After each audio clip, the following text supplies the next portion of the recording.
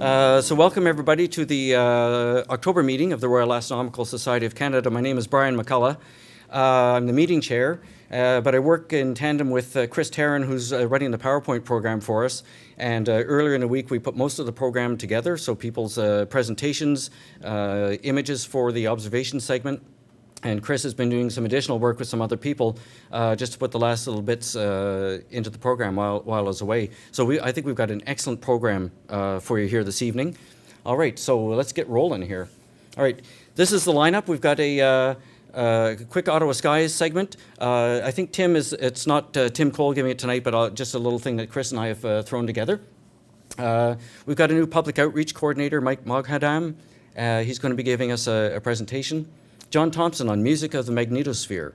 Now, a few years ago, John, how long ago was that you did that? Probably was 7 or 8 years ago.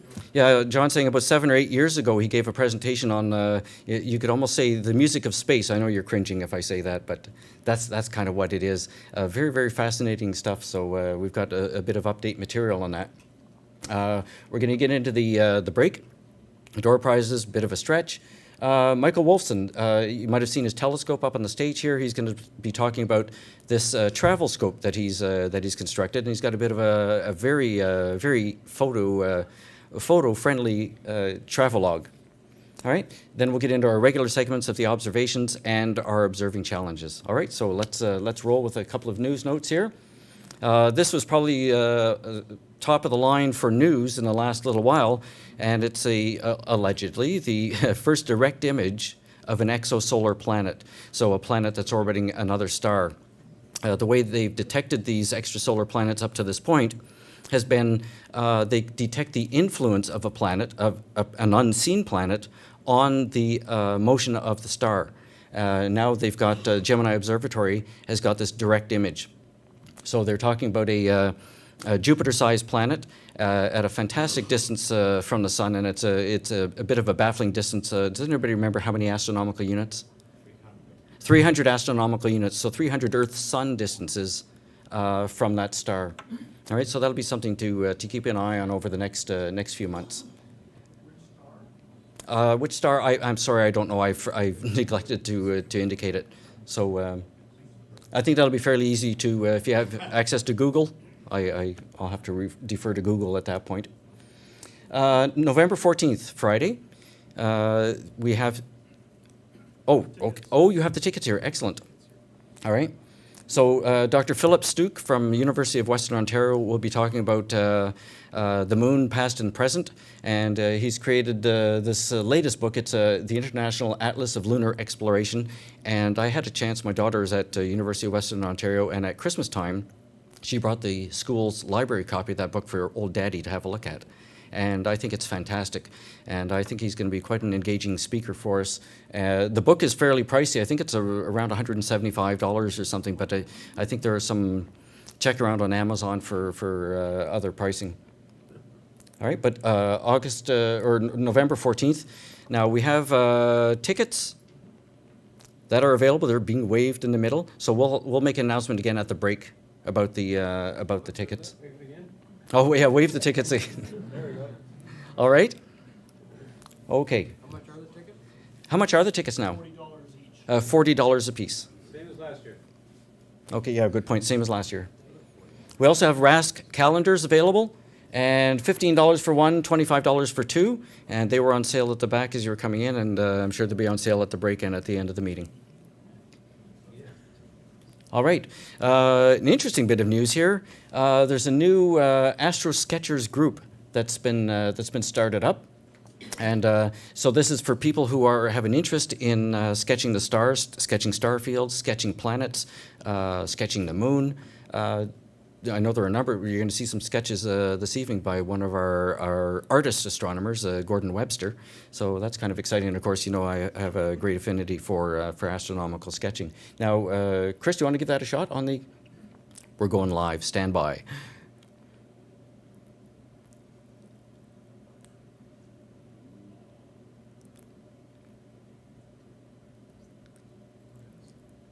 All right. So they're going to be talking about various techniques in sketching. They're going to be looking at people's sketches. So if you're interested in doing sketching, you're going to be able to offer off of your samples.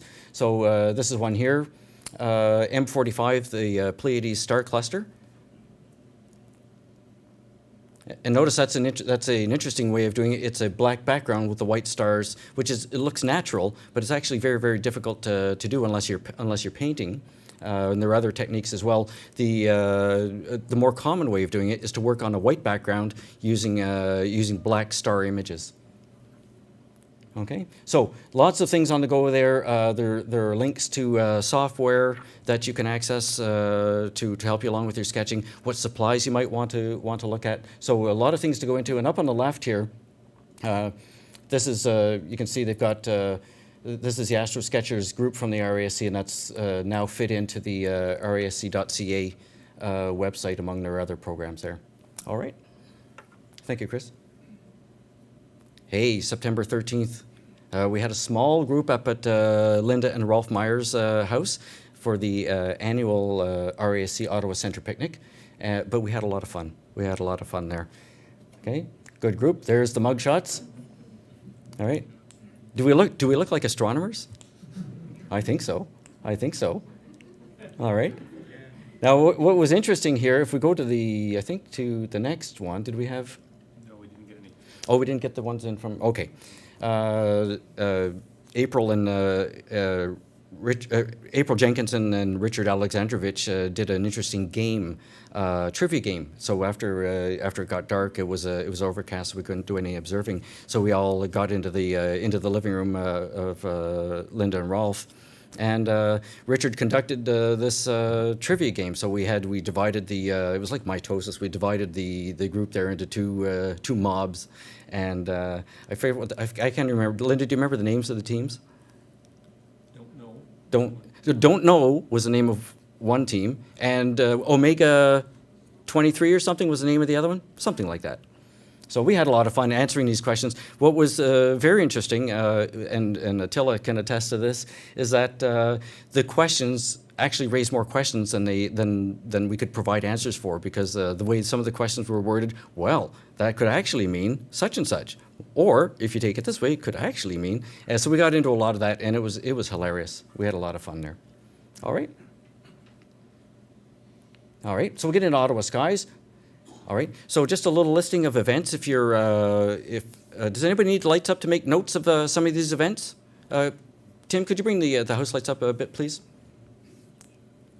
A little bit or a lot bit, whatever.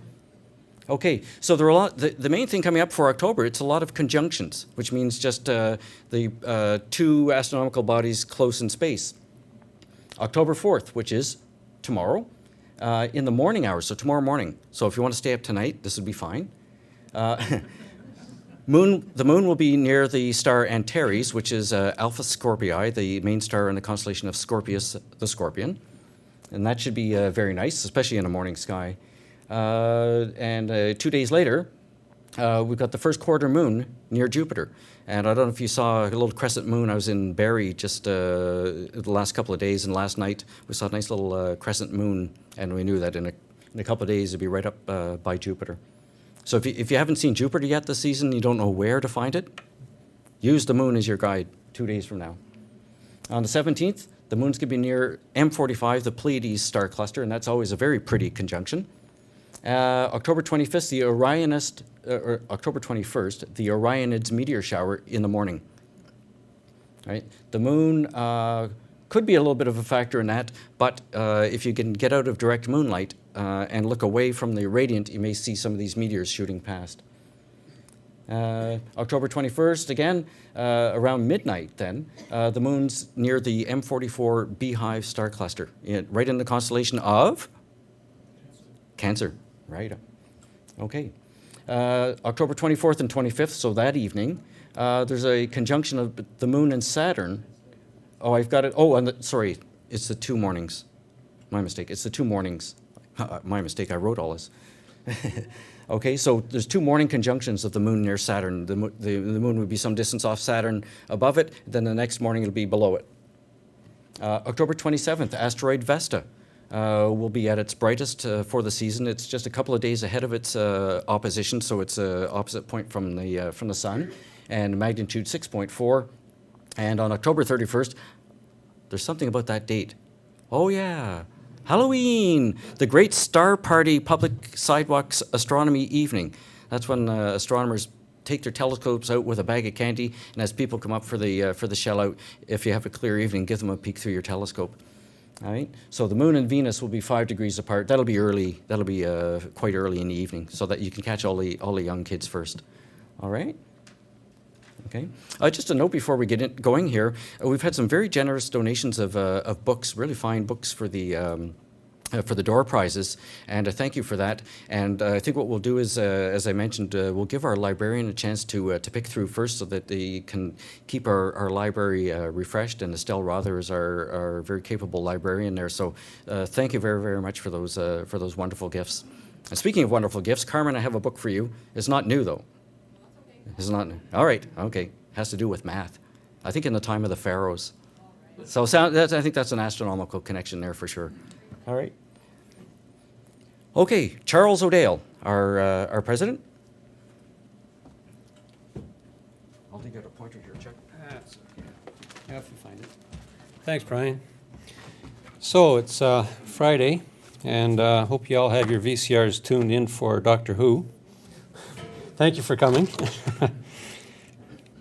And speaking of Fridays, before I get into my trivial question, I'll give you a little quiz.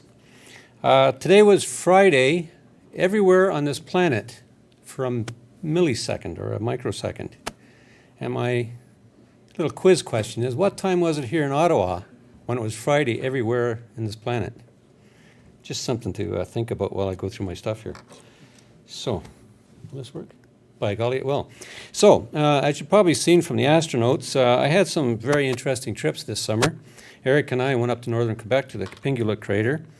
And just before that, I was in the bottom of the Grand Canyon. And flying out there, of course, I had to go by our little hole in the ground over there by Winslow. You flew out of the Grand Canyon? Pardon me? You flew out of the Grand Canyon? I flew over it in places I shouldn't have. I found it after. Oh, well. I still have my license, no problem. And I did stand on the corner at Winslow. Where's the...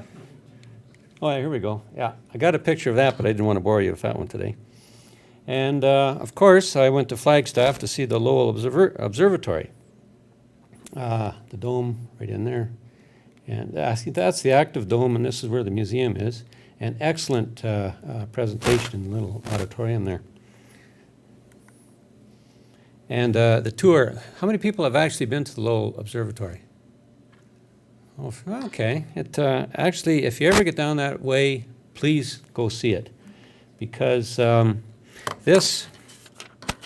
old, was it the Clark refractor, 24-inch, purchased in 1896 for $20,000. And this, of course, the telescope that Lowell did all his Mars observing through. But this telescope actually did some excellent discoveries. Dr. Schleifer, I think that's the way to pronounce it, hypothesized the expanding universe from his observations through this telescope and later confirmed. That was in 1912. And in 1930, Clyde Tombaugh discovered Pluto through the 13-inch with his camera, and he found it with his blink comparator. And that instrument is in that museum. Excellent place to see. Let's see here. So there's the telescope close up. I just snuck in and got a good picture of it. So, the trivia question. I usually say no fair Googling, but I'm sure Googling won't help you on this one. See, fried bacon and eggs. What connection do fried bacon and eggs have with the Lowell Observatory? The answer after the break. And I'll give you the quiz answer after the break as well. Something to think about. And I just want to mention our organization. We have a lot of excellent volunteers. Our volunteers are very, very professional. And we've had an open post for a long time, the public outreach position. And very fortunately, we have a volunteer, Mike Moghadam, has volunteered to take it over. He was the chap that was selling you your calendars today. 1 for 15, 2 for 25. Excellent Christmas presents. And Mike has a few things to say to us this evening, so please welcome Mike Moghadam. Where are you, Mike?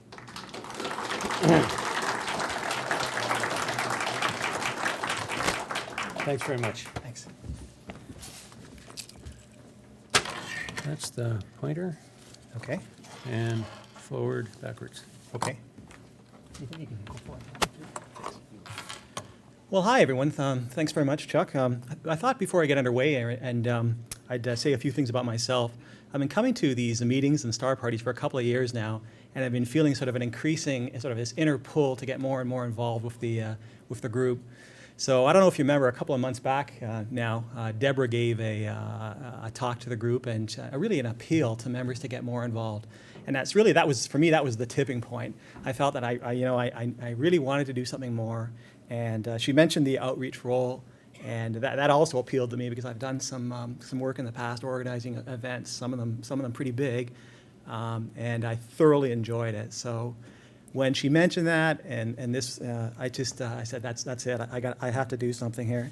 So after Chuck and the council sort of graciously accepted my offer to take on the role, I started to ask a lot of questions about what does outreach entail here, astronomy outreach entail here?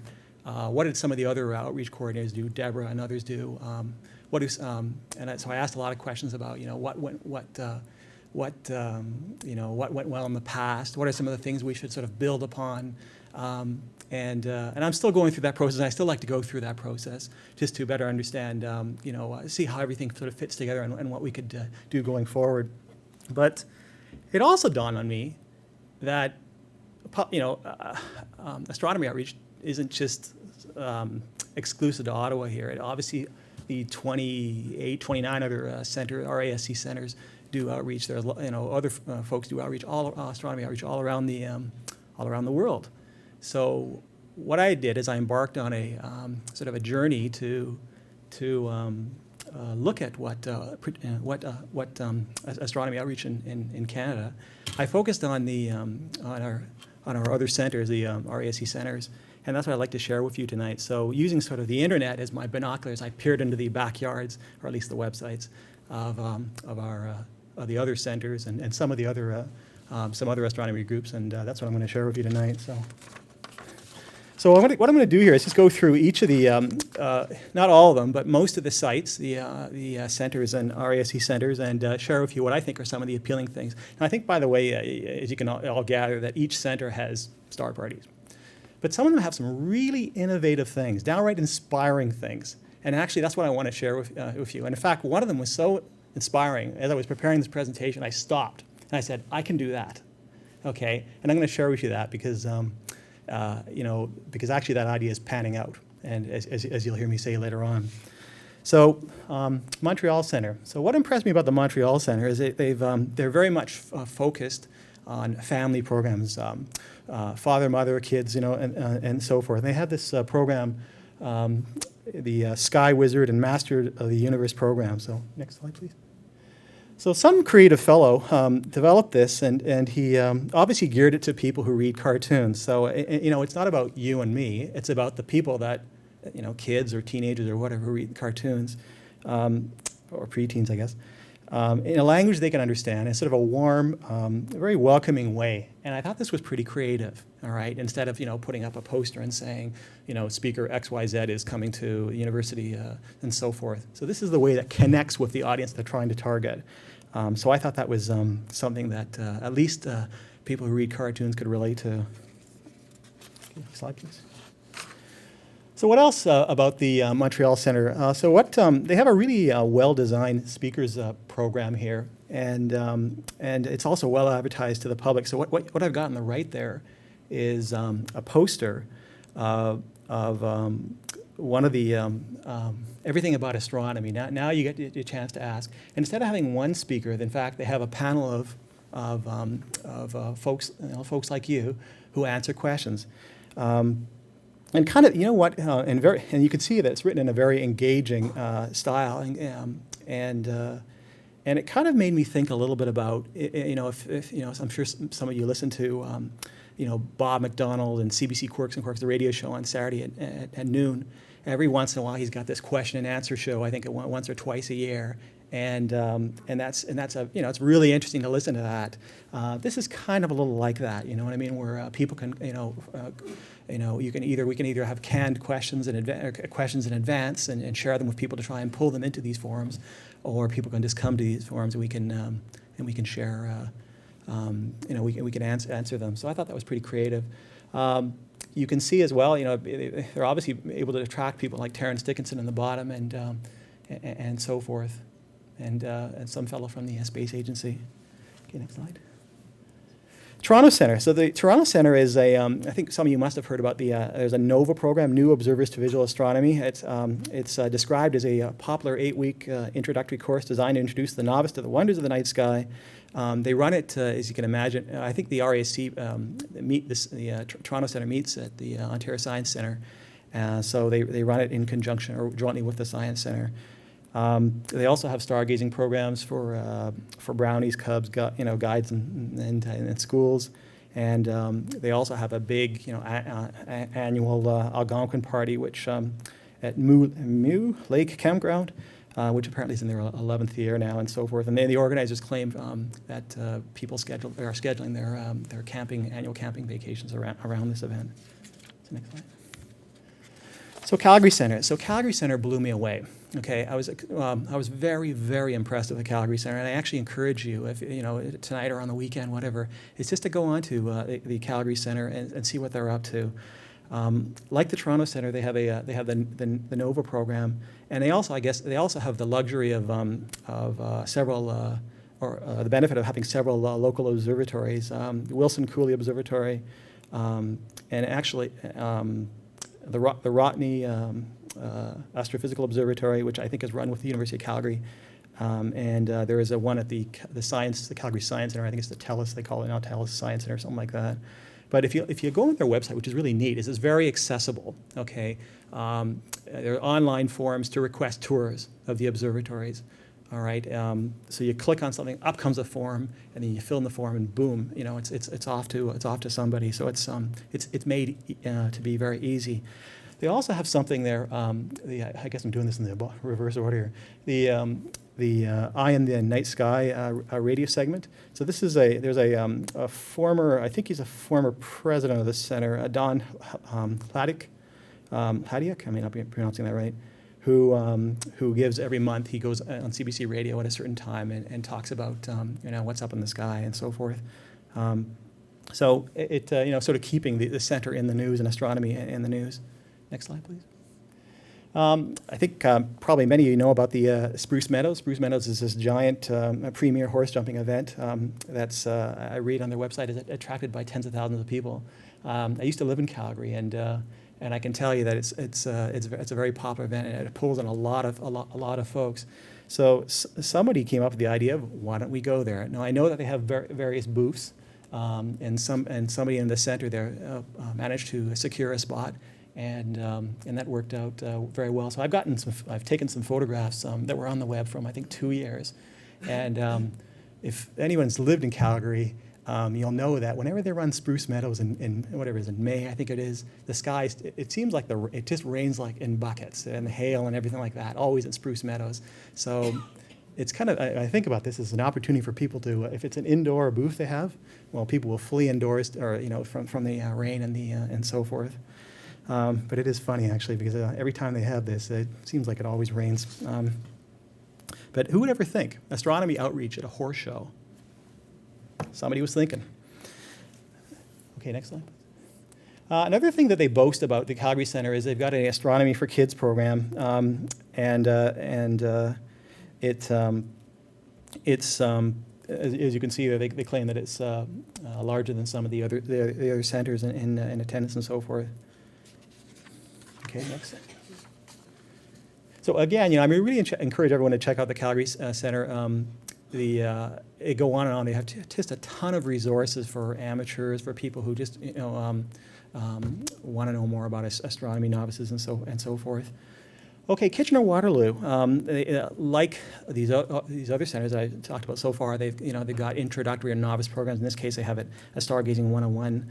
And what's interesting here is that they actually go out into the community as well. And this at a Zares, I think it is, and it's offered for free. And it kind of made me think, maybe I'm sure there'd be a lot of retailers who would.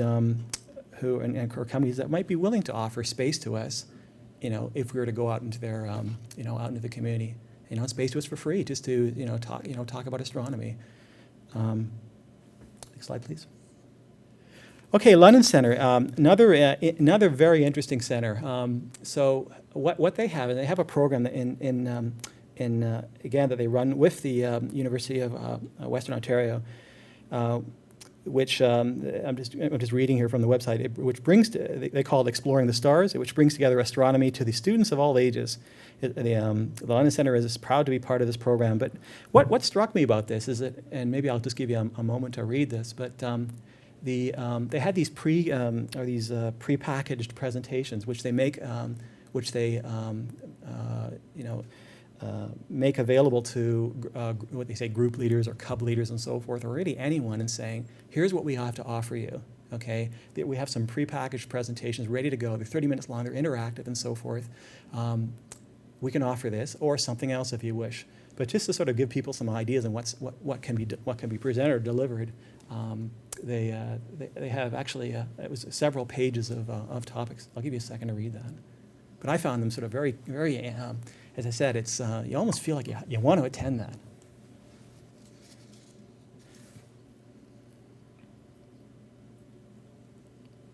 Okay.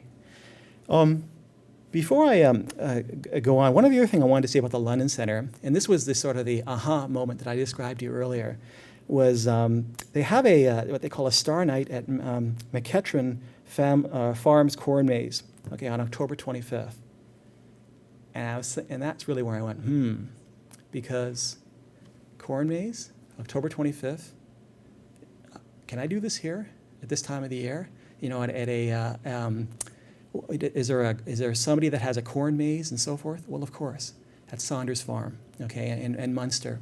So that's where I stopped, when that happened, I stopped preparing this presentation and I fired off an email. I found the director of marketing at Saunders Farm.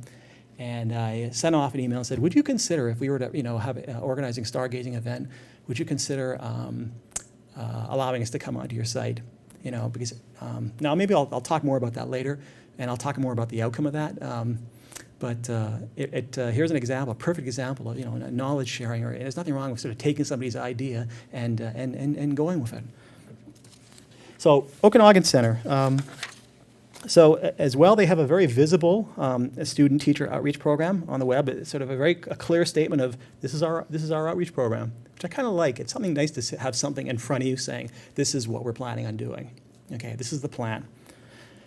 But they're just to say a few words. Their outreach program assists teachers in enriching their science curriculum with interactive slideshows and telescope viewing and so forth. Again, sort of out in the community. Next slide, please. Victoria Centre, they've got, it may not be the most, it may be a slightly misleading name here. It's a school telescope program, and when they actually describe it as a program where you loan out telescopes to the community. And I thought, well, that's, people don't know how to use these things. It might be a bit risky or dangerous. But no, in fact, members and volunteers and so forth go with these telescopes to schools and school in the nighttime at schoolyards and so forth. The program, it reaches, they claim, about 1,500 to 2,000 students a year. It starts with usually a presentation in a classroom and then out to for night viewing and so forth. And they've got, what's really neat about this is they've got some very clear instructions to center members on how do you engage teachers and so forth. Okay, they talk about the 6-step process of phoning teachers who've done this in the past, emailing them, and so forth, just to reach them. So I thought that was it was neat. It was just almost like a formula. Here's how you can do it. Okay, next slide. So I guess with the good, there's always something that's not so good. Saskatoon Centre had several interesting things here. But what I'm sharing with you here is an example that may not be the most innovative example of outreach. It was it looks like a poster or maybe a PDF file that might have been emailed out. But for me, that was a little sterile. Okay, it might appeal to some a small segment, but I can't imagine it's going to pull a lot of people to an event like this. So sort of the question is that who are you targeting, and will this do it? So maybe there's something we all can learn from this. Next slide, please. So the FAAQ, the big Quebec organization here, not part of the RASC, but they're quite big in terms of their program, and they're also provincially funded. Some of the things that they have are obviously tours of the observatory, and one of the other things that they have, which is they have a program where they can exchange club speakers. So one speaker attending one club can go to another club, the program, the provincial program actually funds the cost of members traveling from, or at least some of the costs of members traveling from one site to the next. So I thought that was something very neat. Also, you can see there's colorful posters and so forth. Okay, next slide. Something that I really need to look at a lot more is what the Canadian Astronomical Society has to offer. Now, they seem to have so much that it's frankly I couldn't absorb it all for this meeting here. But they're like the RAC National. They've got a lot of resources for teachers, and it just seems to be unending. So it's another area that I'd like to look at a lot more. So maybe I'll share with you some of that in future sessions. Next slide. Okay, so with all that, where do we go from here? So I'd like to talk to more members. I mean, I know that some of you are involved in your own way in outreach and education, and I'd really like to see if is there anything we can do to work together and sort of put together maybe one larger program that fits. I'd like to explore that possibility because I know that there's some things that are happening in our group. Some people are doing things, that they really enjoy doing. But maybe we can work together and do something that might make for something even better. Who knows? International Year of Astronomy 2009. No doubt, the Education and Public Outreach (EPO) will have a huge focus on IYI. And I know that because Deborah's been just sending me email after email and lining up one meeting after another about a variety of events that are coming up. And I'll mention in the November meeting, I'll mention about the December and January. I don't want to steal her or take her thunder because she's really is lining up a bunch of very exciting things, and I really think she should talk about it. But I can tell you she's going to keep me very busy with all the things that she's got going. The other thing here is that I would like to, sorry, I should have explained the acronym for Education and Public Outreach. I really like to put together a plan, okay, which has, events, timeline, what kind of promotion I'd like to do, and collaboration. The reason for that is I'd like to sort of invite scrutiny, invite dialogue with the group. And I don't think it would be helpful. I don't think it would be enough for me just to sort of speak about it. I think it would be a lot more helpful if I could put it down on a paper and send it out to you, and as I said, and sort of invite criticism, throw your arrow. I'll take arrows and accolades, whatever. But I think that's the approach I'd like to take, and particularly if there's a timeline attached to that, it can give you some idea of what to expect going forward. Okay. So inputs from you. Well, like I said, every outreach program has to have star parties. I think when I talked to a number of people about some of the more successful star parties, what came up over and over again was the being co-located with some public or high-profile event. The Shakespeare in the Park helped us quite a bit in the past. When people would finish listening to the concert, they'd walk by us, and we'd pull them into our viewing and so forth. So I'd like to explore more of that. What are some things we could do to set up a stargazing session or star party where we're co-located with some sort of high-profile or at least public event. I'd like your suggestions and some input in terms of, what are some locations? Maybe some local locations, maybe multiple local locations, some in, maybe the eastern part of Ottawa, some of them maybe the western part of Ottawa, maybe some more distant. I don't think we need to sort of necessarily fix on one location. That might not really be convenient for all of you, but I mean, maybe we can rotate. I'm also not really a believer in having a star party every week because I think it'll probably exhaust us, and there's only so much time each one of us has. So I like to sort of pick them and maybe have rain dates and so forth. Some suggestions that have come to me so far are here. I'll send out an email in the next week, within the next week, and but I really like to hear, reminding you, I really like to hear your thoughts in terms of where should we be doing these star parties. Plan for next year. Okay. Okay, so I mentioned earlier about Saunders Forum, okay, and I mentioned how after reading about the one of the centers and how they had set up a star party in a corn maze, it got me thinking about, well, who has corn mazes and October? What happens in October? Well, things go crazy at Saunders Farm. I mean, they get if you've been there, and I'm sure most of you have, it draws a lot of people. So I sent off an email to the director of marketing at Saunders Farm, and he initially responded. I explained to him who I was and what I wanted to do, and he initially responded, "No thanks. We're October is the month that sustains us. Don't have time." So I thought, okay, well, you know what? I sent him back an email. I said, "Well, thanks for your attention, but would you reconsider? Here's why." So I gave him 4 reasons. Put a lot, maybe too much thought actually, into the email, and he actually responded just a couple of days ago saying, "Okay, sure." And he gave me 2 dates, either the 17th or the 24th.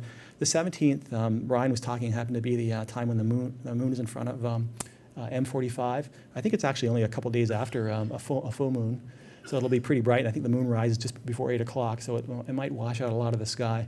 The 24th is, I think it's a small crescent, so that might be the more suitable day. The only thing is that a couple of things that I'm a little concerned about. One of them is I'm not sure they're going to give me a rain date.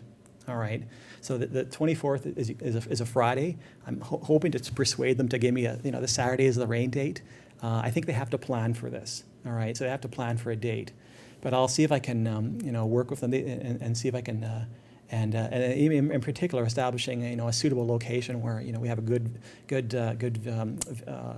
unobstructed view, and at the same time we can pull in a lot of people and so forth. Part of me is thinking maybe there's an opportunity to have the haunted hayride or whatever. There's usually a huge line up there. Well, wouldn't it be nice if we could set up around there, okay, or somewhere near there, okay? But again, you have to think about the trees.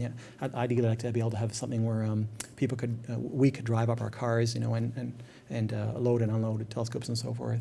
But I'm getting close with the details. I'll let you know more about it. But I'll be definitely talking to you about it because I think this could potentially be a huge event. So I'll be once I've firmed up the details, I'll be knocking on your doors. Oh, and Chris was very helpful here creating a map. So it's if you go towards Munster, it's within Munster. So I usually go through Richmond and follow the signs. There are some big signs. You can see them a lot easier in the daytime, mind you, and it'll take you there. Chris, any suggestions on getting there? Well, they'll find it. They'll find it? It's well known to people. Yeah. Okay. All right. Okay, so I have a question for everyone here, and I don't want the way I'd like you to sort of respond to my question here is by raising your hand without sort of saying out the answer out loud. So a friend of mine sent me this picture, a photo of a road sign, and my question to you is, how many of you know where the center of the universe is here?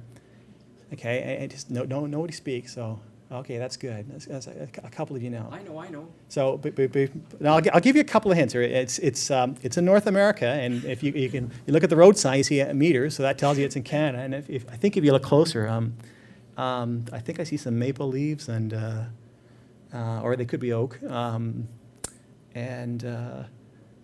that might tell you that it's maybe that's Ontario. So maybe you might be thinking if it was elsewhere, what if it's Ontario? Okay, I think I saw one hand who had it up. What's the gentleman in the front here? Where is it? The center of the universe? Victoria. You got it. It is Victoria. So, Chris.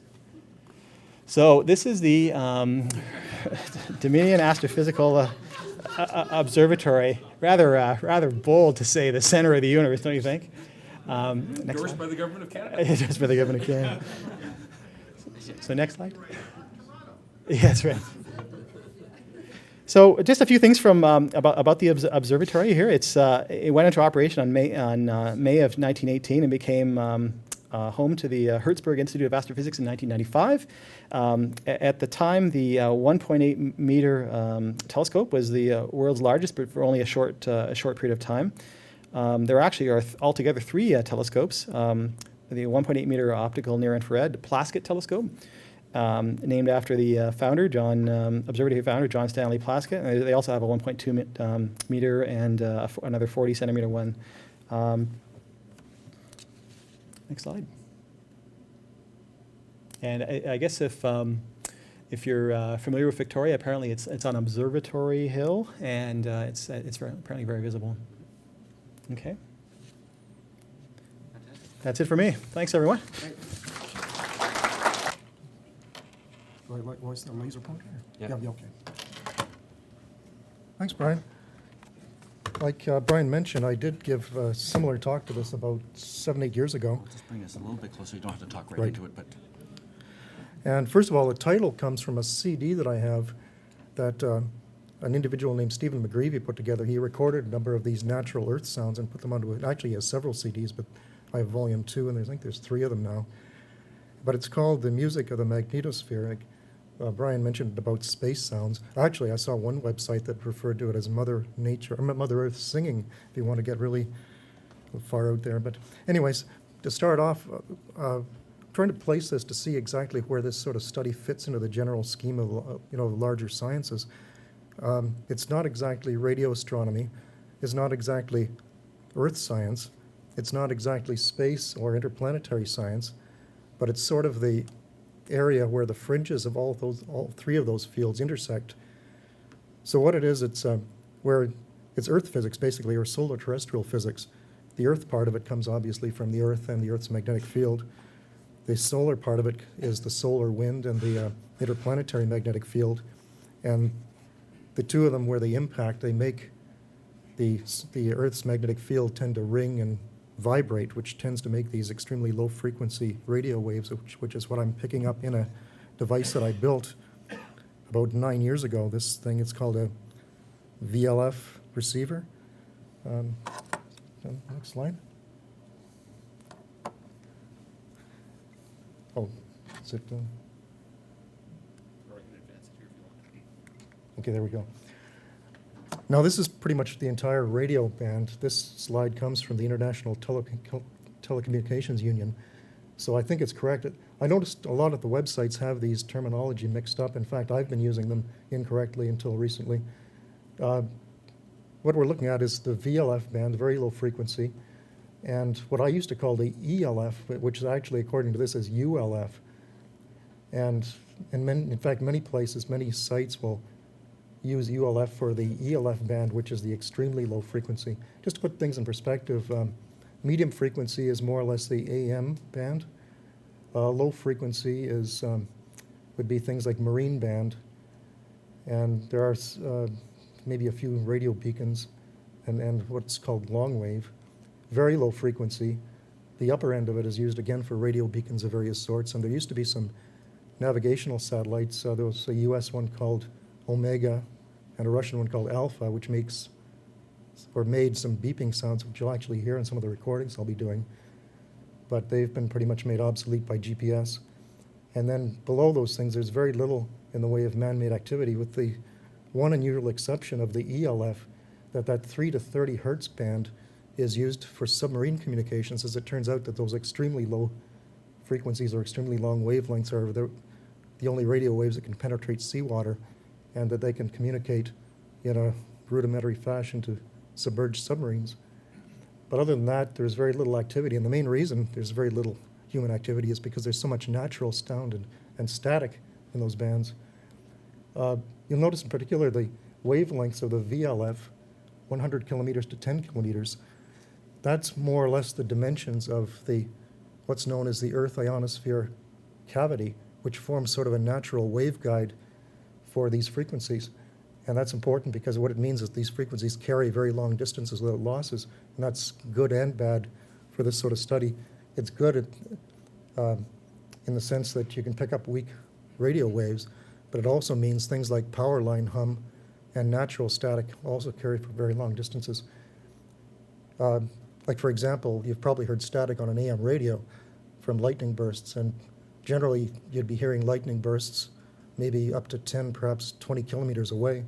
But at these frequencies, during the summertime especially, I'm basically hearing every lightning burst on North America, which is, thousands of them, hundreds of them a second sometimes if you're doing it in the afternoon, which means summertime you can't really do this sort of thing until late evening, until these things have quieted down. And also like power line hum and from high voltage transmission lines tends to be a problem that you have to get into sort of wilderness areas in order to get away from the human. And it's not just 60 hertz. In fact, there's harmonics that go right up to about nearly 2,000 hertz. And it's hard to get rid of those sometimes unless you get into, areas well away from human activity. Although there are exceptions that where I work, Vincent Massey Park is sort of across the road, and sometimes I go there during lunch. And I guess it's maybe trees tend to cancel some of the external static and sounds. And it is often a fairly good area. At least it's not as bad as I thought it would be. It's decent for considering it's still inside the city. There's a number of different kinds of these natural radio phenomena. I've ranked them from the most common to the most rare. And in fact, even above tweaks, there's something that's even more common, which is the static, which is commonly referred to as atmospherics or simply spherics. It's just sort of static, basically. From lightning bursts. Tweaks are something that are caused by lightning, and I've got examples, like audio sounds of most of these things. Whistlers is another one that's stimulated by lightning strokes. In fact, tweaks and whistlers are similar, except that whistlers are much more extended in duration than a tweak. Tweaks are sound little echoes, almost like little pings or ricochets, whereas whistlers are extended over several seconds. Chorus, now, the first two are stimulated from lightning strokes. Chorus is actually stimulated by solar activity, geomagnetic disturbances, which are a result of the sun, some solar storms. And because the solar activity has been so low for the last 3 or 4 years, we've been getting very little of this sort of thing. So these things, this chorus, are really fascinating, some of these sounds, but like I said, because of such low solar activity in the last few years, we don't hear much of that late. Hiss can be heard almost any time, although, it increases. It's almost like white noise. It's effect of geomagnetic activity. Now, the last two I found on a NASA website, and I've got a suspicion that they only can be heard from orbiting spacecraft because I've never seen any other sites other than NASA even mention these things. And I'm not even sure what the significance of saucers is, whether it's supposed to sound like a flying saucer or if on the spectrogram it looks like a saucer. I'm not sure. The lion's roar does sound something like a lion, though. So here's how the tweaks and the whistlers originate.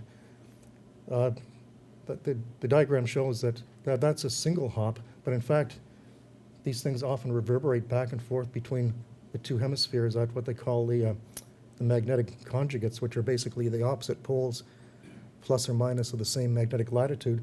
So a lightning strike in this example in South America will follow a magnetic field line to North America. That would be a one-hop whistler.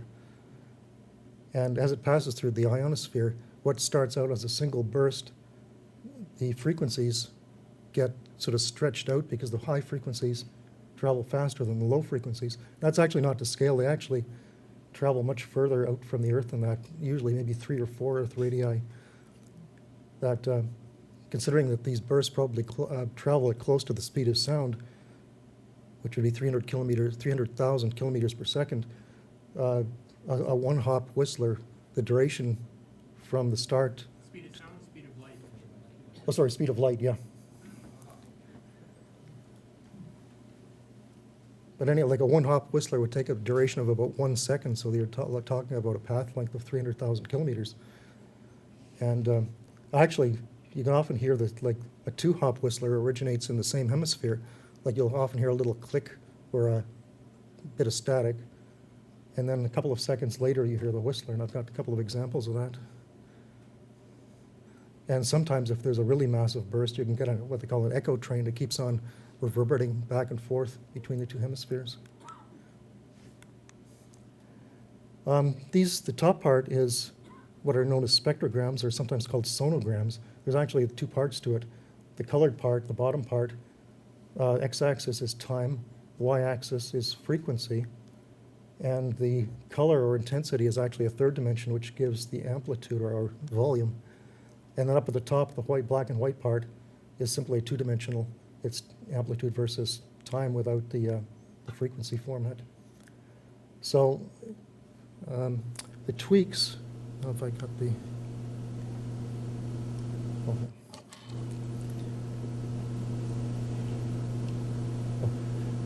the tweaks are this little line of things.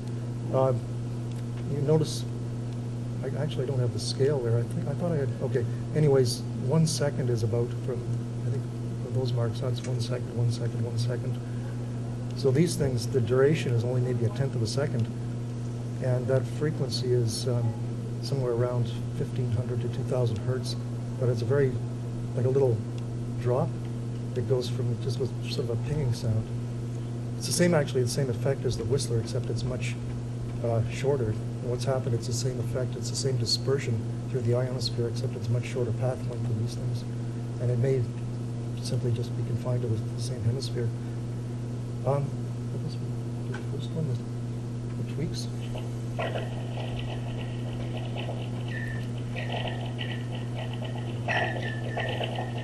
Now these things are very common, like in my receiver, almost any summer evening I can pick those things up quite easily.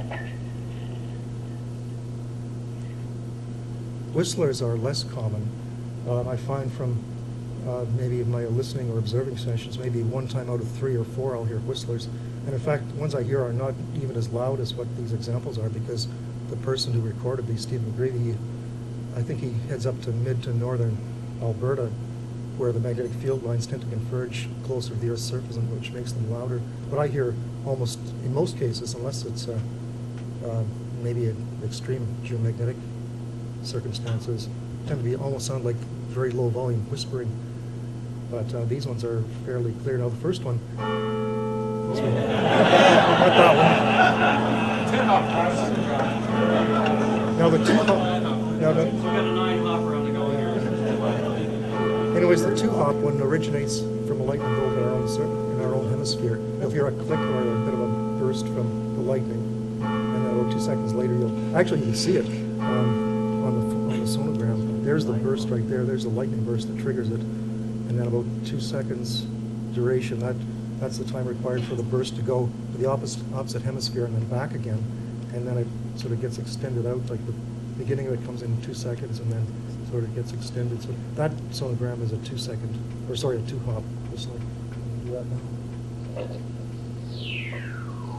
So you hear that little burst, which is the lightning stroke, which created it, and then do that again.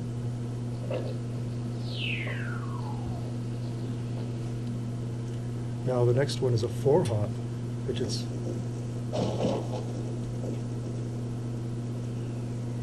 that was somewhat fainter. You notice, first of all, that the duration between the lightning bolt and the beginning of the whistler is about twice as long, and then the duration is twice as long as well. And there's the third one, is just what I called a pure tone. Like the 4-hop one was a little bit diffuse sounding. This is more like a pure sine tone. And I think probably the further they travel, the more dispersed they get. There's actually several of them there.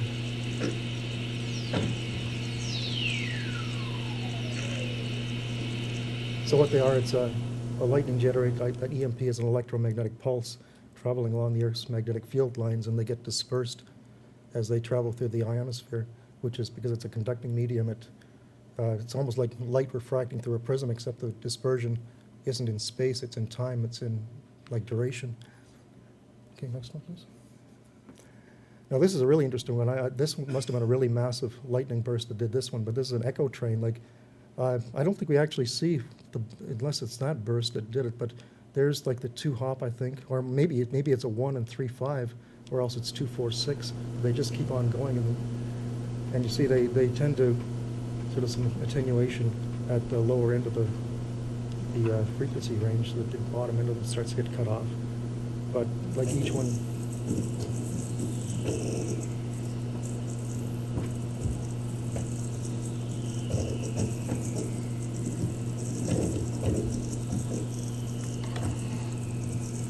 They start to overlap also. And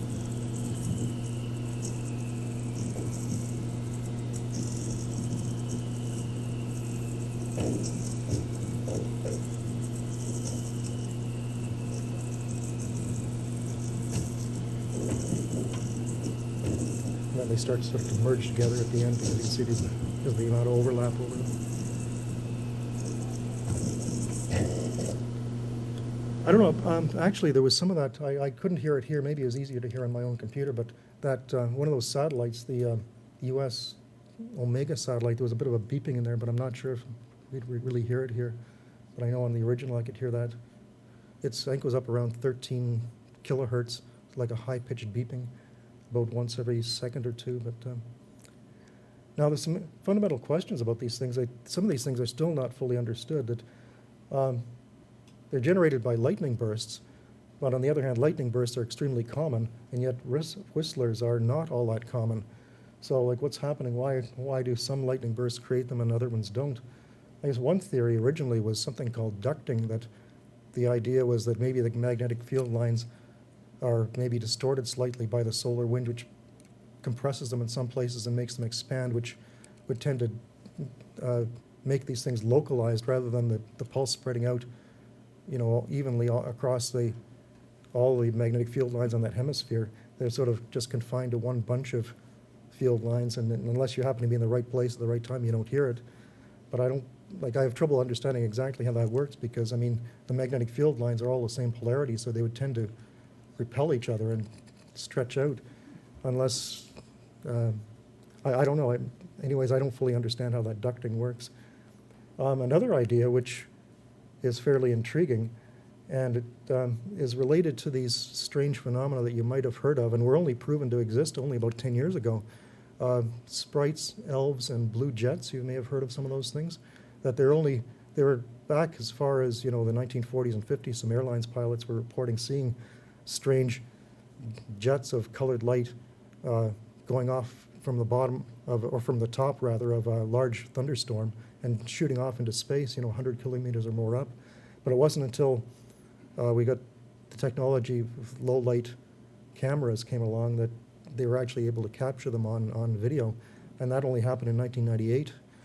So probably if you go to YouTube, you can probably find some of these things. Actually, about a year ago, I saw an excellent National Geographic special talking about lightning and lightning-related phenomena, and they had a number of those videos.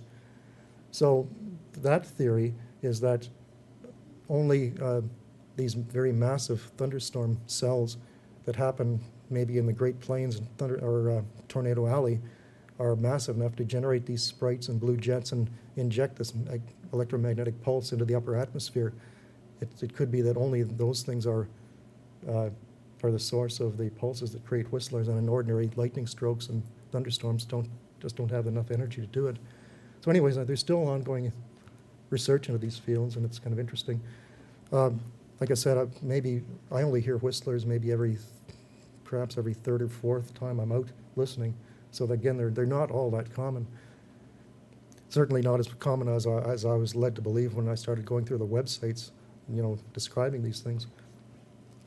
The next form is, oops, okay. Is that the right one? Is that the next?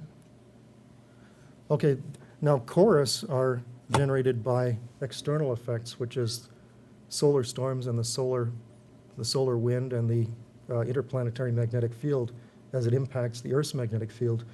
And as I mentioned there, it's due to complex interactions between the solar wind and the Earth's magnetosphere. That was a NASA image that I got. But one thing I sort of understood just in this past year a little more about how this works. A lot of these images associate them with aurora because auroras are caused by the same effect, which is high geomagnetic activity and disturbed disturbed Earth's magnetic field, which is caused by a solar storm. And it would stand to reason that if there was a bright aurora going on, you'd probably be hearing a lot of these things. But in fact, if you actually do it, you find that usually there isn't.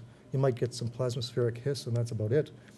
But what happens is that the chorus starts up about maybe 5 or 6 hours later, and it usually gets strongest around dawn, which is where the term dawn chorus comes from. Actually, I found out if you look up the term dawn chorus, it also refers to the birds starting to get up in the morning and start doing their choruses too, if you look up the term dawn chorus. But what happens, as I believe, is that like the Earth's magnetic field doesn't just exist sort of in a vacuum surrounding the Earth. The ends of the Earth's magnetic field are actually rooted to the Earth. So as the Earth rotates, the geomagnetic field rotates with it.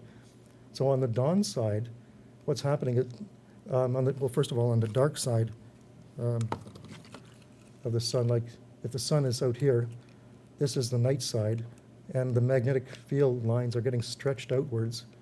On the daylight side, on this side, they're being compressed.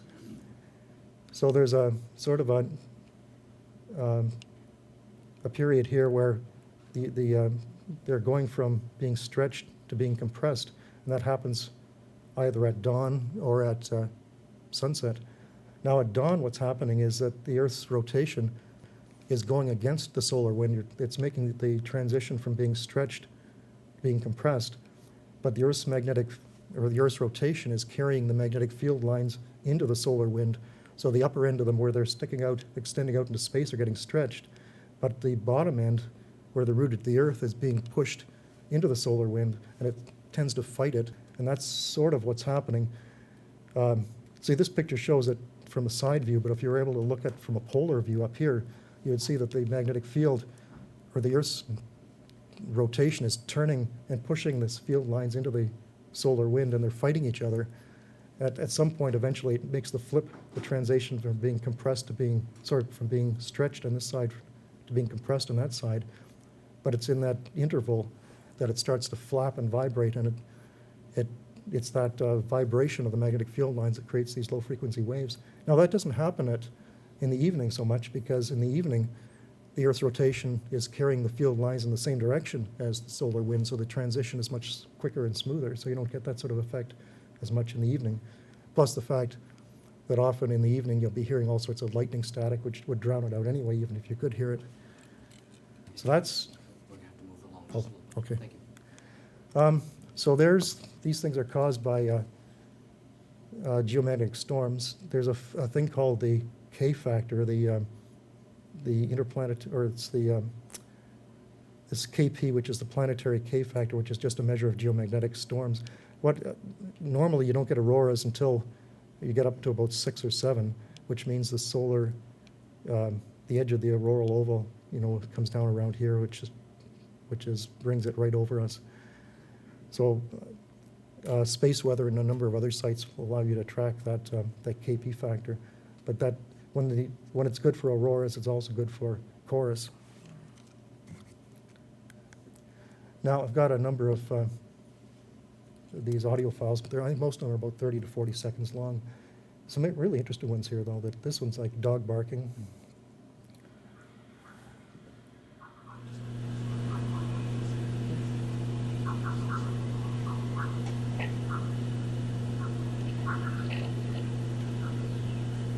There are other things in there too, whistlers and tweaks. Oops. Now this one was done at solar minimum, so the rate of change is much slower. It's fairly relaxed magnetic field.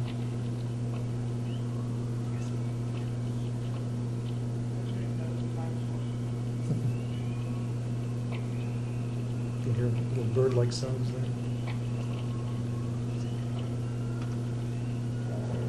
This is one of my favorite ones. It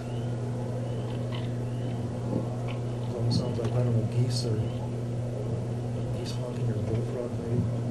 And then you get an echo train coming in.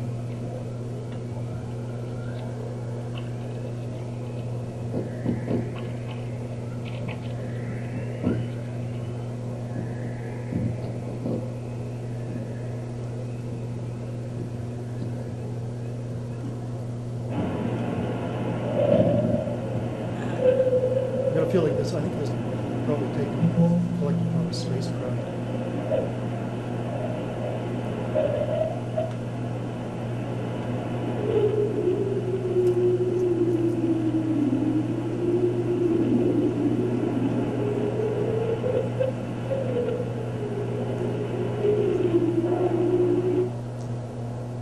Now this is just kind of squeaky sound.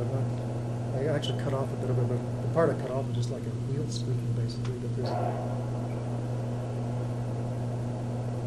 don't even know why that's called saucers. And I think it's just one more slide. No, I don't really have time to get into this, but if anybody wants, this is the innards of this circuit, this receiver that I built. The plans are on the internet if you want to build one yourself, or you can buy them. And actually, just recently, it was Doug Welch from our own, used to be from the Ottawa Centre. He's now a professor of astronomy at McMaster, worked with somebody else in England. And there's a site, Paul Nicholson, if you look up that name in conjunction with the VLF, he's got a number of these receivers online that you can actually listen to these things on, like on the internet, if you don't want to build your own or get your own. And most of the time, there's just a bit of tweaks and hiss, but occasionally you'll get some of these interesting sounds.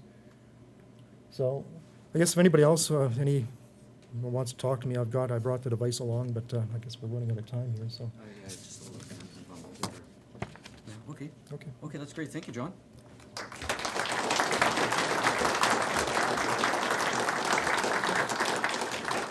Thank you very much, John. And as John says, if anybody wants to have a look, he's got his receiver with him there. And if you want to talk to technical details on that, that'd be a fun thing. A lot of interesting sounds there. Imagine being able to plug in with the headphones and listen to that while you're observing through your telescope. I don't know how many of us could handle that.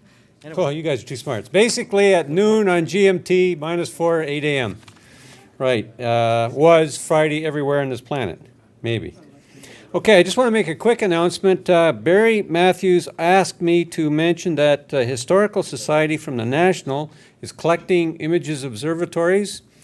Talk to Barry and send him images of your observatory for the National Archives. He'd really appreciate it. Okay, the trivia question. What does fried ham and eggs have to do with the Lowell Observatory? Well, I almost gave it away with the image. This telescope here was added on during the Depression. And see the cover there? Well, during the Depression, I knew you wouldn't get it. During the Depression, they basically made a cost estimate of how much it would cost for a desk cover for this thing. And it was just astronomical, excuse the pun. So what they did was use a frying pan. So that actually is a frying pan. It took a lot of skillet to do it. You see that?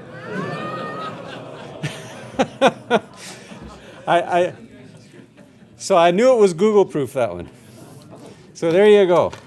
Nobody got it. Prize is still open. Now, which button do I push for which thing? This takes a slide back, that advances it, and this is your pointer. Okay. Or Chris can advance the slides. If you So it looks a bit like a tin can telescope, but it's actually made of aluminum, so I'll call it an alu can telescope. And this talk is really in two parts. One part is about the telescope itself, but I've got a number of photographs because the reason I built the telescope was I was going to a dark sky. Why dark sky? This is the third time we've gone to, my wife and I, to chase an eclipse. The eclipse this past summer was in Mongolia. And you don't just go to watch a solar eclipse for half a day and then come home. You go for a week or two, a couple of weeks and travel around. And I expected there will be lots of opportunities for dark skies, and it would be great to observe from that kind of location. It's the same latitude as Ottawa, so there wouldn't be anything exotic that way. It'd just be great observing. Oh, that didn't work. Oh, wrong way. There. So the design objectives for the telescope are pretty obvious, that you want it to be airline portable, maximize the aperture. I've learned that over the years. Quick setup and takedown, and I was going for cheap, something that I could put together with stuff I already have around. I happen to have an 8-inch f4 mirror, and I'd been trying to build something with it which hadn't quite worked out. But let's pause on the telescope design. This is Beijing Airport, new Terminal 3. I don't know if you can see very well, but it's basically empty. It's the largest airport in the world at the moment, we were told. This is socialist realism art. This is in Tiananmen Square, looking south. If you look north, there's the Forbidden City, and right there is Mao Zedong's picture, still there, even though he's been dead for quite a while and not necessarily most in favor. But the most interesting part of this picture is the afternoon sun right there. So you heard about the smog, I guess, during the Olympics. It was ridiculous, almost surreal how dark it was. This is another picture from Tiananmen Square looking southeast. Let's look at that. A little bit of Canada, although we didn't see huge crowds lining up to go to the pavilion. That's me sitting on a piece of the Great Wall in a part of China called Simitai. And right down there, I don't know, 1,500 feet further down is ground, but we were 60 kilometers, I don't know, northeast of Beijing, and the smog was still pretty dramatic. Pea soup. We then, I'm sorry? Yeah. We're now in Ulaanbaatar. Ottawa is the second coldest capital in the world. The capital of Mongolia, Ulaanbaatar, or UB for short, is the coldest capital in the world. That's the main parliament building. And the person who seems to be most famous of all to the Mongolians is Genghis Khan. And there's a picture, if you go back, it's the guy in the middle there. We were privileged to see some of these contortionist type shows. We were staying in this hotel. We were a little bit interested by the fact that a week before we went, or 2 weeks, there had been an election in UB, and there was a bit of rioting, and that was where the rioting was. We flew west to get to the eclipse site because the path of totality was there, and we stayed in what's called a Gur camp. I'll show you that in a second. But we had a chance to stop in the little town nearby. And this woman is, those are live goats. So we go to the butcher. She brought back, I don't know, 5 or 6 bags full of these wriggling goats and just stuffed them in her trunk of her car. So that's butcher shopping in that part of Mongolia. This is sunrise over the Gur camp on the day of the eclipse. Here's one of the fellows who was with us setting up his scope. He took some nice photographs of the eclipse. Actually, we're already into partial eclipse at this point in time. Another friend. One of the things that I hadn't realized, but one of the fellows pointed out, is that as the sun gets covered by the moon, the color temperature of the sunlight changes because the hottest part of the sun is in the middle. And as you're getting illumination only from the edges of the sun, it's not quite as bright. I don't think it came out in the photos, but there was a subtle change where the world looked a bit more metallic, was the word other people used. But there's a couple local kids looking at these strange Westerners staring at the sun. They didn't know what was going on. One of the things you can do during an eclipse is cut out circles in a piece of cardboard, and you'll see, in this case it said, Mongolia 2008, and a little closer you can see that instead of circles, because the sun is, 80% eclipsed, you see little crescents there as being shown through the pinholes. We're almost at totality at this point. There were some clouds, but the organizer of the tour had a satellite phone and lined up a meteorologist back in Iowa somewhere. And I hadn't realized he was basically downloading images of the cloud cover in Western Mongolia once an hour, virtually in real time, so that we knew that if there was going to be clouds there, we could find out where to move to in order to avoid them. There is, I just took my plain old ordinary digital camera, a photograph of totality. And I guess the key point of this picture is that if you look in astronomy magazines or whatever, you see these gorgeous photographs of totality. The lesson that I learned or heard is unless you're really into astrophotography, don't bother taking any pictures, because to do it right, there's such a huge dynamic range between the ring of fire, which is extremely bright immediately around the sun, just next to the moon, and the corona that fans out 10 sun diameters away, that you really need to take a sequence of photos at different exposures and attenuate the dynamic range in order to get the kind that you see in movies or in the magazines. This is what it looks like, although you will see, I think that's Mercury and that's Venus there. But this doesn't do justice, and the advice for most folks, which I've been following, is don't bother worrying about your camera, look around. And one of the phenomena that I saw the first time at this eclipse, it might have been, I've been to 3, the first one was clouded out, is a 360-degree sunset. I gather you can experience that up in the Arctic during summer, but it was sort of an orange sunset sky, red all the way around. Actually, I can go back.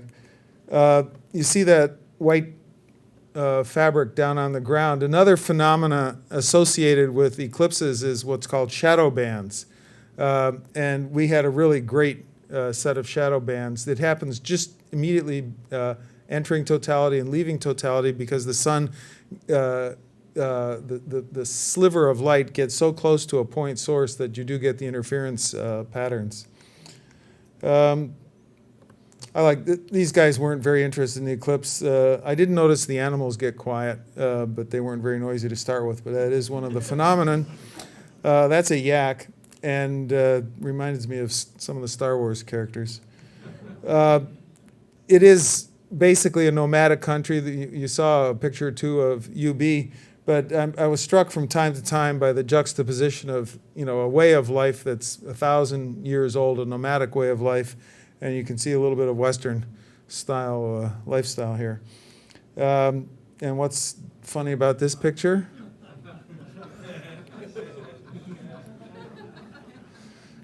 So, everything's traditional except the boob tube.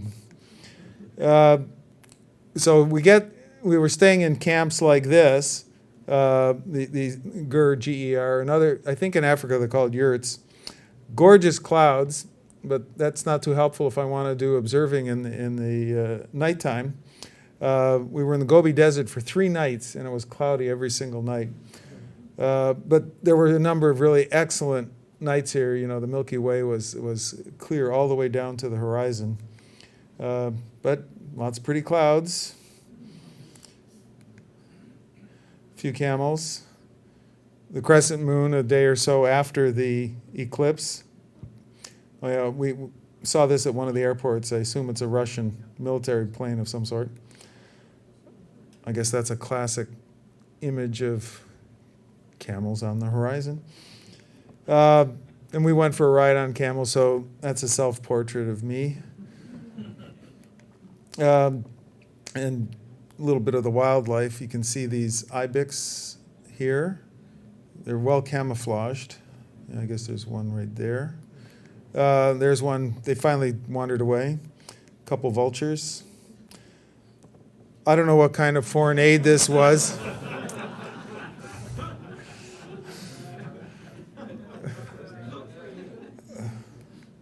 And, there's only 1,000 kilometers of paved road in all of Mongolia, and it's full of potholes. So most of the ride driving around was on dirt roads.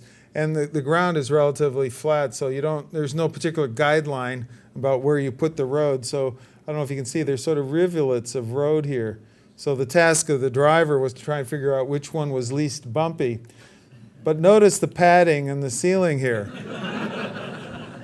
That was 2 inches thick, and I did hit it, depending on the bumps. It was a foot above. Anyway, so much for the photo tour.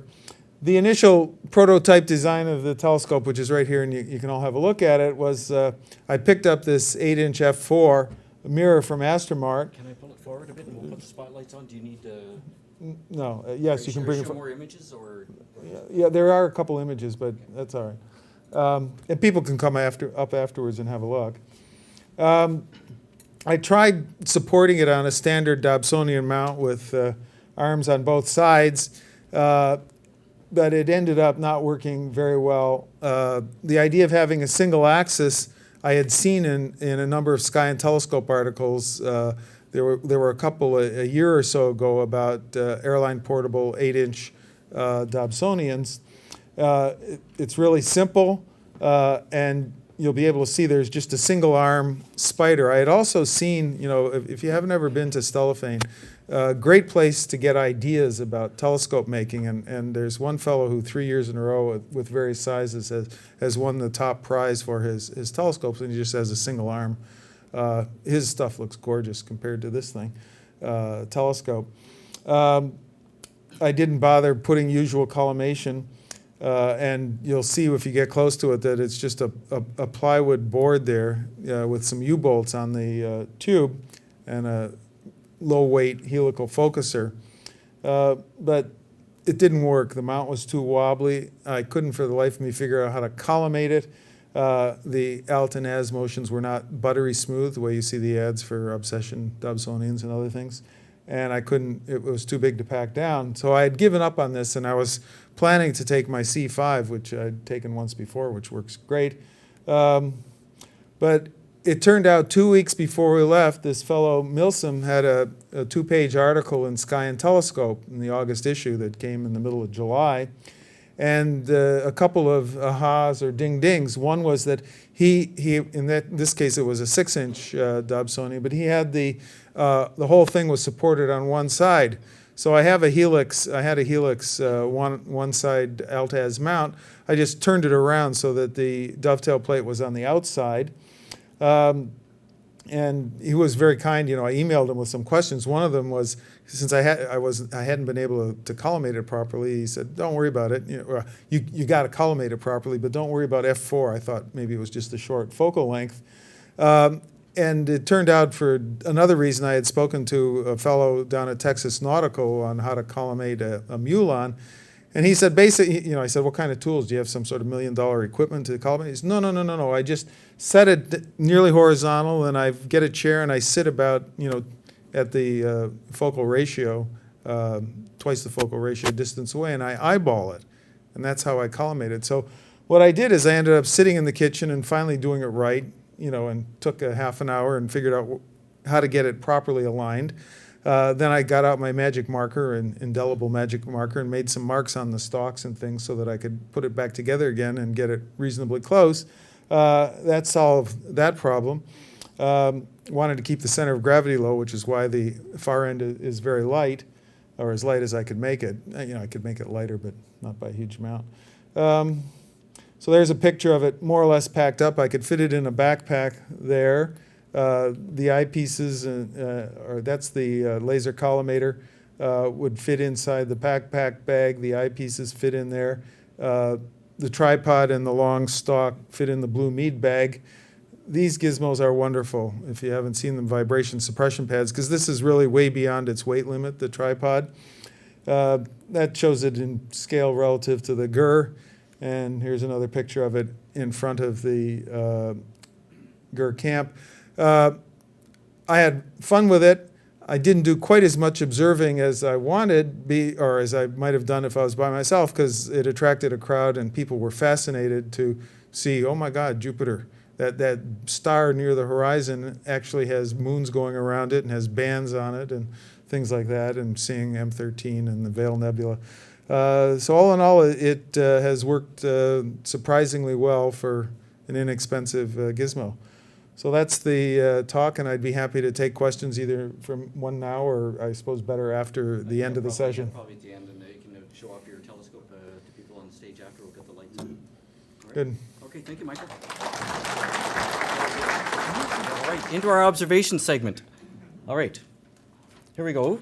Just want to bring your attention to the current issue of Sky News magazine. And we have there's the Photo of the Week contest. And one of the honorable mentions, that image of Mars that's right here was taken by Rolf Meyer. I remember Rolf Meyer. We'll go to a close-up of it there. For his beautiful, that's a lovely image of Mars there, Rolf. So it says, honorable mention, Rolf Meyer, Carp, Ontario, took advantage of exceptionally steady seeing to capture rich detail on Mars on November 11th, 2007. Considering the planet was only 13 arc seconds in diameter at the time, detecting this amount of surface detail is remarkable. A Luminara camera was used with a 14-inch Celestron Schmidt-Cassegrain telescope. So congratulations, Rolf. Okay. Alrighty. Rolf, you're going to talk about, he's got a couple of images here. Before we do this part, I'd just like Attila to come up Uh-oh. briefly. And if you can just go back to the previous one, and if we could get Attila up here and get the light on Attila. This is, On the Space Telescope, Rolf's is better. this is actually the same feature here that we have here. Pardon for touching. Why are you touching? Yeah, okay. Touching you there, Attila. So I'll try not to touch you again. But this feature here, Sinus Meridiani, is basically this one here, and this clump of stuff here is this here. This was taken a different year. This is when the North Pole was kind of tilted at the. Well, actually, let me see. No, this was. Yeah, so this was, the tilt is obviously a little different. The North Pole is much more tilted towards. Your tilt is wrong, Attila. So, no, not like that. I mean, the north is up all right, but you can see that the North Polar cap there is practically absent on that one, but they're kind of winter in the north. Yeah, so that's it. So let me see Excellent. what else. Oh yeah, who has that? Here's the that pointer here. there? There's the button here. So this is, Can you come to the microphone, Rolf, please? oh yeah. So sorry, you probably didn't hear any of that because I wasn't at the microphone. But anyway, so there is actually a crater floor. We later determined that's covered with ice, and that was probably the first time that's ever been identified as a feature captured by an amateur. So this is actually mostly cloud, and probably snowing there. And I think the Mars lander, the recent one, is in here somewhere. So that's that. So okay. So next. So again, thanks to Attila, this was the observing challenge from last month, and I wanted to see what we could do. Not too many clear nights, but there was one really good clear night that I thought I would try this, and so Linda and I went out in the back. Now, there's a problem here with so the challenge, as you recall, was to see this halo around M57, as well as this galaxy here, IC 1296. Now, but you notice there's a big difference in these two images, and I've labeled it there. So all this halo stuff is actually very bright in H alpha, which is a reddish light that the eye is not very sensitive to. But in this one here, you can barely see it, but the galaxy is much more obvious. So the next slide, sort of. So this is a kind of a doctored picture of what I saw, and so this was with a 17.5-inch telescope, and I used two powers, 125 and 250. So actually, this object here, IC 1296, was not that difficult. It basically appeared much like that, a star with some nebulosity around it. But the halo around M57 was basically invisible. Couldn't see that at all. And what I did show here was some kind of wisps coming off, and it just barely visible. With great difficulty, I could see those wisps coming off of M57. But this was not too difficult. But next slide. So finally, this shows basically where I was, and kind of, I don't know if you're familiar with these light pollution charts, but this is Ottawa in the middle here, and where I am is kind of in the border between the yellow and the orange on the light pollution map. And I think this might be the Fred Lossing Observatory. I believe. So not too far from that. So that's it. Were there any other observations of this challenge object? Maybe I should bring the lights down. Okay, thank you, Rolf. Okay. Excellent. So this is an observation from an evening when everything went wrong. First off, I tried to do my polar alignment too quickly and discovered when I tried to do a 4-minute exposure that it was completely screwed up. Everything was star trails. So having decided that that was all a mess, I tried to readjust my alignment and ran out of travel on the alignment screws and still didn't get properly aligned. So I backed off on the exposures, made them shorter, increased the ISO sensitivity, and the lens promptly fogged up. So then I brought out a hairdryer and I cleared the lens and kept shooting and discovered that I had spent so much time fiddling around with all these things. The camera was now so far rotated that I'd lost the horizon. And so I moved the camera around on the mount and started shooting again, and Jupiter was still smeared, and we were hitting dew point, and I was too tired to start the polar alignment all from scratch, so I figured, okay, well, the evening's just been a complete bust. I'll just tear everything down, look through the big scope at FLO for a little while and go home and lick my wounds. And 2 days later, I finally had the courage to go through the images and discovered that I captured a meteor. And there it is. And so it wasn't a waste. Anyway, so if you wind up finding that you've messed up the entire evening, maybe you haven't. Thanks, guys.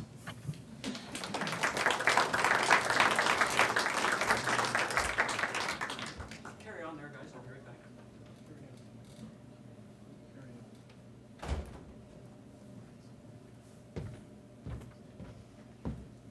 The nice thing about sketching at the eyepiece is you never get star trails, no matter how long you observe. August 4th, 11:20, transit of Jupiter, and then about 15 minutes later, I noticed this other moon pop out. I couldn't figure out initially whether it was coming from behind or where it had been. Turns out, I'll tell you a little story. When my daughter was 1 year old, or on her first birthday, every time someone would give her a present, she'd open it up and she'd go, ooh. Well, I'm a lot like that when I see things like this at the telescope. In my excitement to see this transit, what I missed was, can you switch back to the other one for a sec? What I missed was that moon was actually here and its shadow was in here.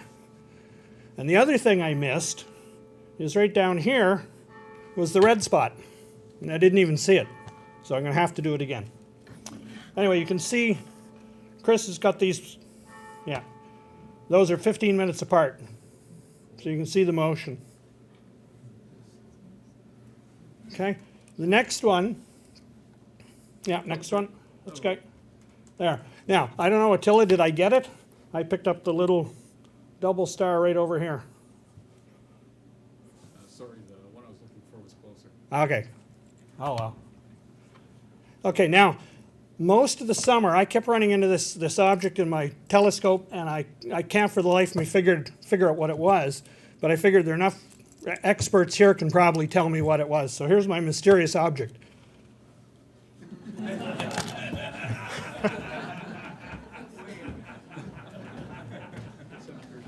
good, very good.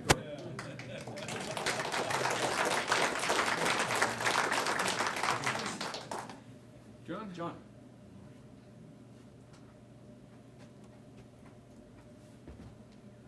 I put 3 images up together here that, first of all, I bought one of these Canon DSLRs back in June. It's an older model I bought on eBay. It's a D60, a 6 megapixel, which is actually the predecessor to the 10D, which I think a number of people have.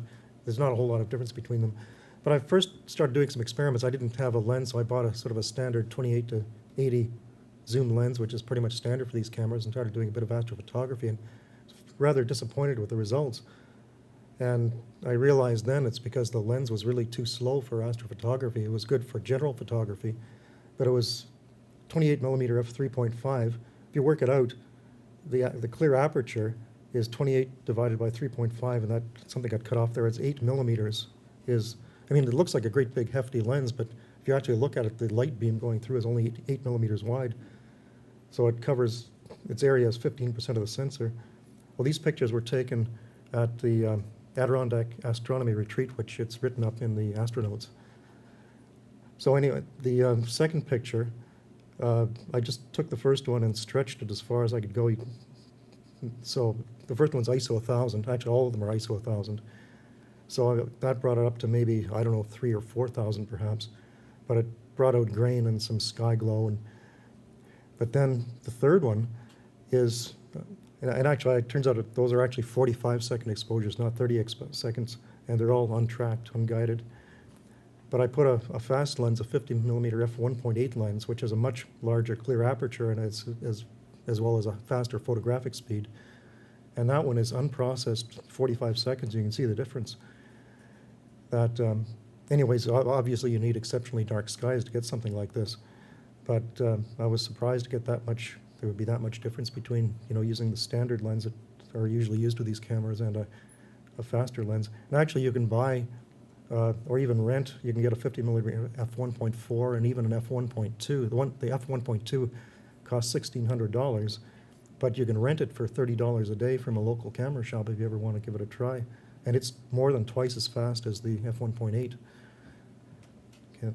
So anyways, now this was taken again at the same place. That was a 28-second exposure, untracked, unguided, and I did stretch it quite a bit, so you can maybe see a bit of grain there. But it's what I found interesting was all the various colors of the various arms.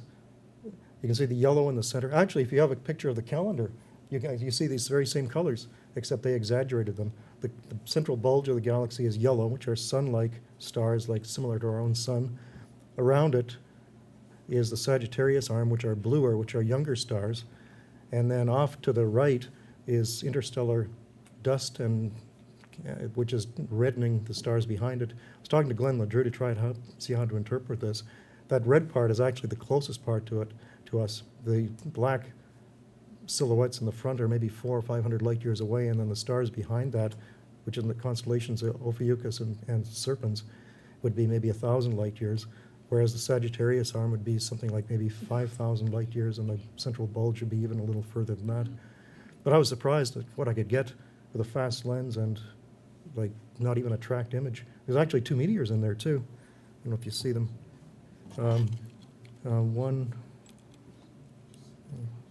One right there, and one, yeah, there it is. So, and, yeah. Oh, actually, some people maybe remember a picture that Glenn LeDrew took back in 1996. He has a self-portrait of himself taking a picture of Comet Hyakutake. I always liked that picture, so I tried to see what I could do. I maybe took half a dozen or so, and that was the best one I came up with. You've got the stars in your eyes there, John. Yep. All right, thank you very much. Excellent. Excellent. Well done.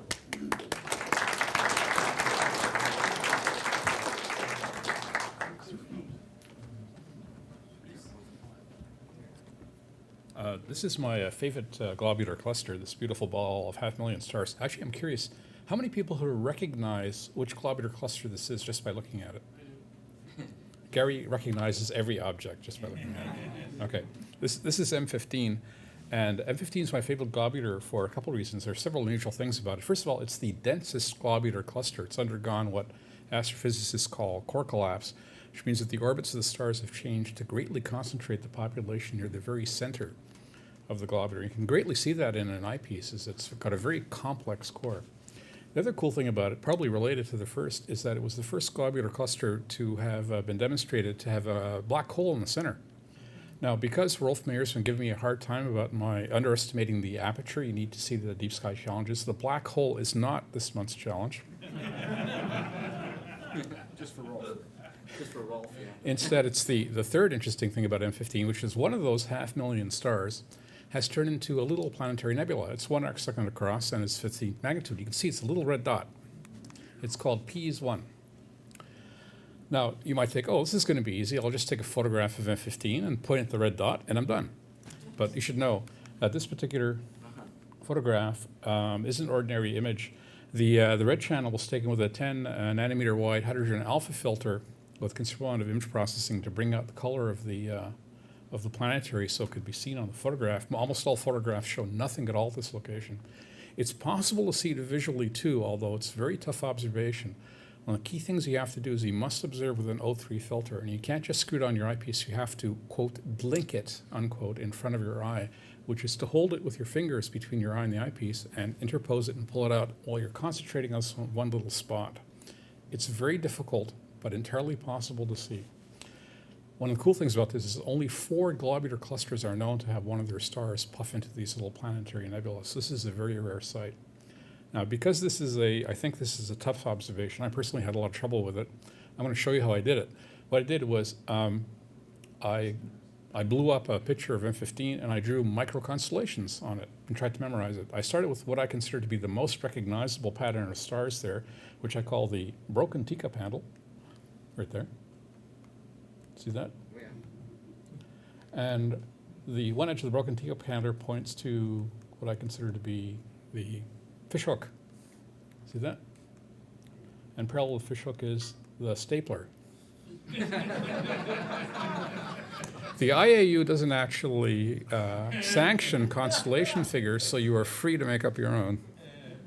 Are you spelling a word backwards here? Is this what's going Well, on? you could also say it's VFD, but Okay. in any case, if you follow a line between the second star of the broken teacup handle, the middle of the fishhook, and the ends of the stapler, point straight at these ones. Okay? Now that itself isn't quite enough to locate it because it is very hard to concentrate. Literally, when you look through M15 and star, I am dazzled with the number of stars. It's very difficult for me to fixate on one, so I need at least 2 sight lines. So if you observe the bottom star of the fishhook and the hinge of the stapler, also point there. So the trick is to visualize those 2 lines and concentrate on the corner. Then when you're staring at the intersection of those 2 lines, blink the filter between your eyepiece and your eye like that. Expect to spend about half an hour doing this. But it's a very cool thing to do, I think. Let's practice. Can you find the broken teacup handle?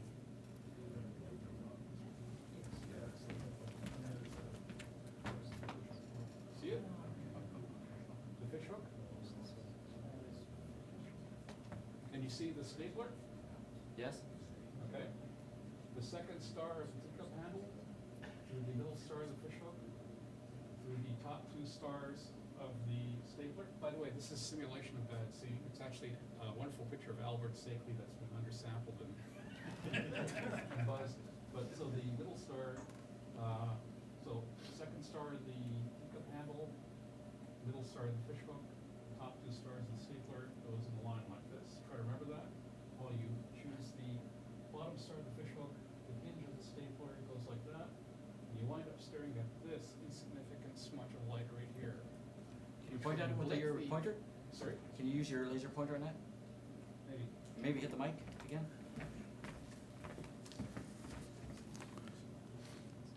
Where is the bleeding button on this thing? Oh, it's not on it. Use this one. Oh, okay. Okay, so the handle, the fish hook, the stapler, 1 sight line from the second star of the handle through the middle of the fish hook, through the ends of the stapler, down about to there. The other sight line from the bottom of the fish hook through the hinge of the stapler, through there, and you wind up looking at this faint, insignificant blob right there, which is the planetary nebula. It's entirely possible to see this. Now, when I originally decided, gee, I wonder if I could offer this as a challenge, I was thinking, well, people giving me a hard time about things that are so difficult, but I went and looked up some observing reports, and people have seen this with an 8-inch telescope. Probably. I saw it at Starfest 4 or 5 years ago with a 7-inch astrophysics. Unbelievable. I mean, I found it to be challenging observation with a 25-inch Newtonian, but I have lousy eyesight. My eyesight sensitivity for faint objects is much lower than average. So other people have a pretty good chance of seeing the smaller objects. I've seen observing reports for 12-inch telescopes and 14-inch telescopes and 17-inch telescopes. This there's a pretty good chance that most people will be able to see this in a moderate-sized instrument. So I'm guessing for most people, 14 might do the trick, which is conveniently 2 inches smaller than the telescope we've got at FLO. And you've just been invited to Rob Dick's observatory. He's got a 24-inch, so you've got basically no excuse.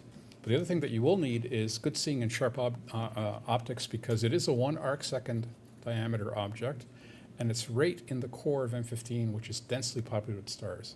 And you'll need about 360 power, and you will need to blink an O3 filter. PZ1, an excellent excuse for staring at a beautiful globular cluster for half an hour. Frankly, I think I'd rather hunt for Olympus Mons on your T-shirt, but...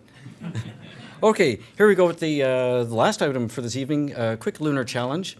It's from the Isabel Williamson Lunar Observing Program. It's item number 53. It's Rima Aridaeus, the Aridaeus Rill. All right, so this is a nice image from Lee McDonald, and we're showing you the general area that we're going to be zooming in on.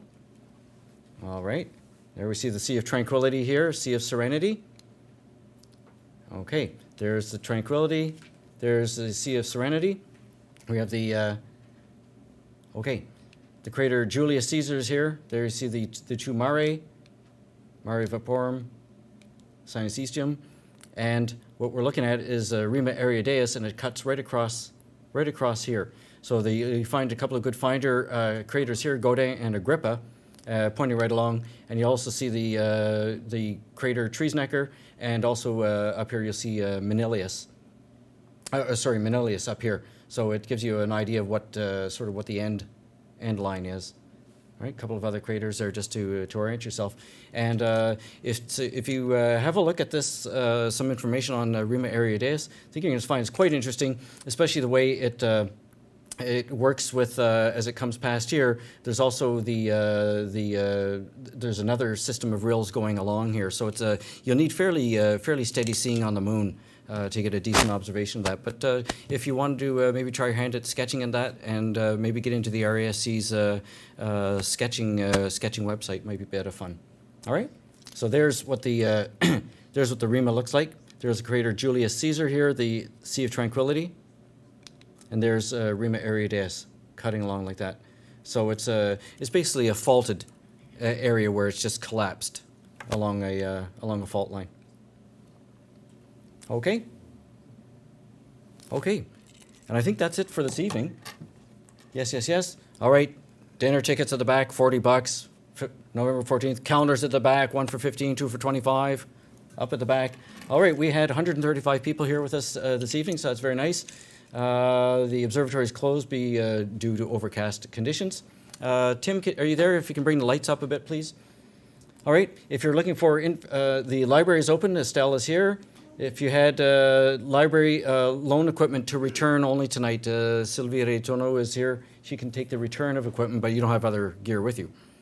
And Art Fraser wearing the Saturn sweater is in the back at the corner here, if you're looking for membership information.